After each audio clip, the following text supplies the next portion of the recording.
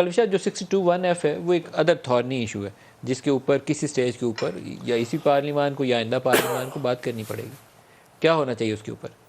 دیکھیے بالکل بات کرنی پڑے گی اور یہ صادق اور امین کا سٹینڈرڈ جو ہے آئی مینٹین کہ یہ ایک، اور میں نے اس پہ ایک بل بھی جمع کرایا کہ یہ جو ہے یہ لقب ہمارے نبی اکرم صلی اللہ علیہ وسلم کا تھا. یہ اس کرائٹیریا پہ کوئی دنیا کا انسان پورا نہیں اتر سکتا اور نہ کوئی یہ کسی کو دے سکتا ہے کیونکہ جو دینے والا ہے اس کو بھی دینے کا حق نہیں لقب یہ، اور نہ کوئی یہ اس کو کلیم کر سکتا ہے.